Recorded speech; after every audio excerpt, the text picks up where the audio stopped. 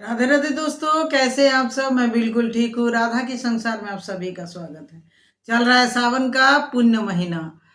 ये सावन का महीने में दूर दूर से कावड़ी क्या करते हैं कावड़ लेकर के गंगा नदी से जल लेते हैं, पैदल यात्रा करते हैं और बाबा महादेव का अभिषेक करते हैं। ये कावड़ यात्रा इतना कठिन तपस्या है, पैदल यात्रा करना पड़ता है, कहीं पर भी कावड़ नीचे रखना नहीं होता है और शुद्ध सात्विक भोजन या फिर अनाहार में रह करके ही जल ला करके अभिषेक करना पड़ता है। ये कावड़ ला के कावड़ में जल ला करके पैदल यात्रा करके बाबा का अभिषेक करने से मन की हर इच्छा पूरा होता है, हर मन्नत पूरा होता है, घर में सुख शांति सब रहता है। तो जिस जिसका मन्नत रहता है या कोई ऐसे भी बाबा का भक्ति से दूर दूर से जाते हैं और गंगा नदी से जल लेके पैदल यात्रा करते हैं और बाबा का मंदिर में जल चढ़ाते हैं। तो ये जो कावड़ का यात्रा है, कावड़ लोग जो जल लेकर के बाबा का अभिषेक करते हैं दूर दूर से, तो ये कावड़ का जो जल लाने का प्रथा, जल लेके बाबा का अभिषेक करने का प्रथा और कावड़ यात्रा का ये जो रीति ये क्यों चालू हुआ, इसके पीछे इस प्रथा का माने शुरुआत होने का पीछे क्या क्या कथाएं हैं, इस विषय में आज मेरा ये वीडियो है। वीडियो बहुत इंटरेस्टिंग होगा। आप लोग जरूर इस वीडियो को अंत तक देखें बिना स्किप किए, और चैनल में नए हैं तो चैनल को सब्सक्राइब कर लीजिएगा। देखिए, कावड़ यात्रा शुरू कब हुआ था। पौराणिक कथा में आता है तो सबसे पहला कावड़ लेकर के गए थे श्रवण कुमार। अपने माता पिता को कावड़ में बैठा के लेके गए थे और गंगा जल नदी से जल भर के बाबा शिव का अभिषेक किए थे।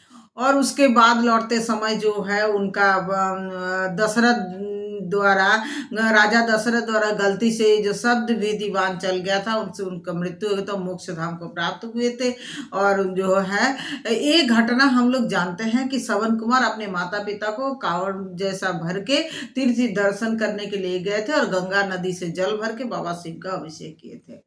उसके बाद कावड़ यात्रा का और एक कथा आता है, जो भगवान राम, प्रभु श्री राम ने जब वनवास में थे और उस समय वो ये जो सुल्तानगंज है, बिहार का सुल्तानगंज से जो जल लेकर के और देवघर बाबा धाम बैद्यनाथ धाम में जल चढ़ाए थे पैदल यात्रा करके। और एक कथा आता है कि कावड़ यात्रा जो किए थे परशुराम, श्री परशुराम जी ने कावड़ यात्रा किए थे, वो भी गंगा नदी से जल लेकर के बाबा का अभिषेक किए थे।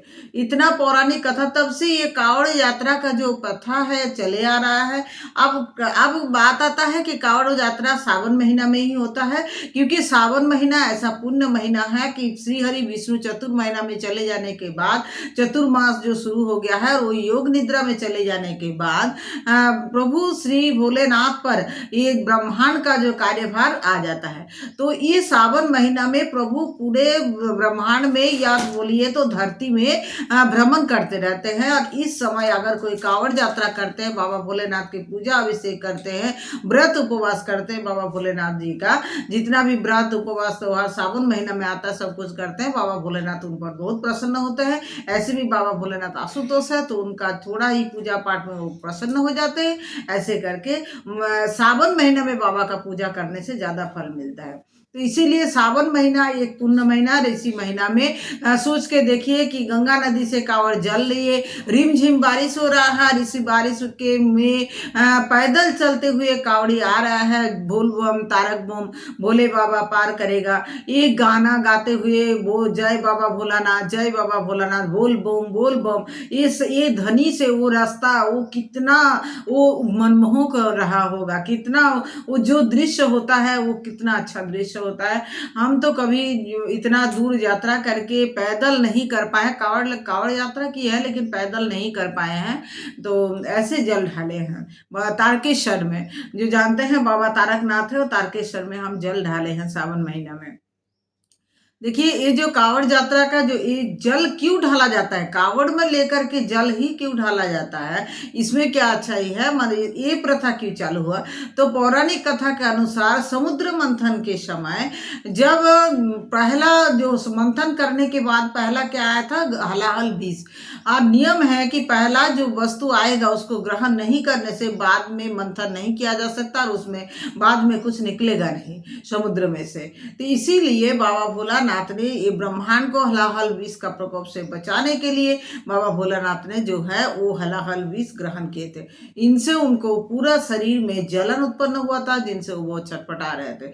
तो समस्त देवी देवता मिलकर के और समस्त असुर मिलकर के क्या किए थे कि बाबा भोलेनाथ को शरीर को ठंडा करने के लिए गंगा नदी से कावड़ में भर के जल लेके बाबा भोलेनाथ के शरीर में दिए थे। इससे बाबा भोलेनाथ को शांति प्रदान हुआ था। और बाद में हम लोग को पता है कि माता पार्वती आकर के बाबा भोलेनाथ के कंठ में हाथ रखने से बाबा भोलेनाथ का जो विष है वो कंठ तक ही सीमित हो गया था, उसके बॉडी में नहीं गया था और बाबा भोलानाथ शांत हो गए थे। तो यही प्रथा है कि बाबा भोलानाथ को जल जो कावड़ है, कावड़ से जल ला करके देवी देवता और असुर लोग सबसे पहले बाबा को शरीर में दिए थे। इससे बाबा को बहुत ठंडक पहुंचा था। इसी से नियम चालू हो गया कि कावड़ में जल भर के गंगा नदी से ला करके बाबा का शरीर में डालने से बाबा संतुष्ट होते हैं। और एक कथा आता है कि माता पार्वती ने इसी सावन महीना में बाबा का तपस्या करके बाबा को संतुष्ट किए थे और बाबा को पति रूप में पाने का वरदान पाए थे। तो सब तरह से ये सावन महीना बहुत पुण्य महीना है और इसी महीना में बाबा का पूजा करने से, बाबा का अभिषेक करने से, व्रत रखने से, बेलपत्ता, धुतुरा और जो भी है फूल फल बाबा को अर्पण करने से, नियमित और कावड़ यात्रा करके बाबा को जल चढ़ाने से बहुत ज्यादा पुण्य का अधिकारी मिले होते हैं इंसान।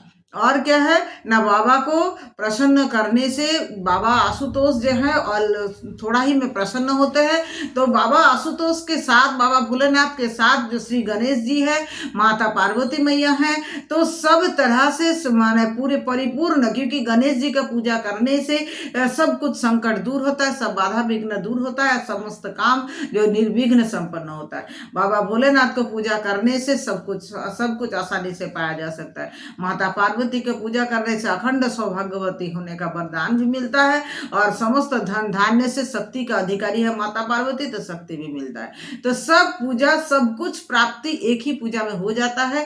तो इसी सावन महीना में सबको आप लोग बहुत अच्छा से बाबा भोलेनाथ का पूजन कर लीजिए और बाबा भोलेनाथ को संतुष्ट कर लीजिए। राधे राधे दोस्तों, कैसा लगा ये वीडियो? आप लोग को अच्छा लगा है तो मेरे चैनल राधा की संसार को सब्सक्राइब कर लीजिएगा और लाइक शेयर जरूर कीजिएगा। राधे राधे, खुश रहिए, प्रसन्न रहिए और आनंदित रहिए। हर हर महादेव, जय श्री राम।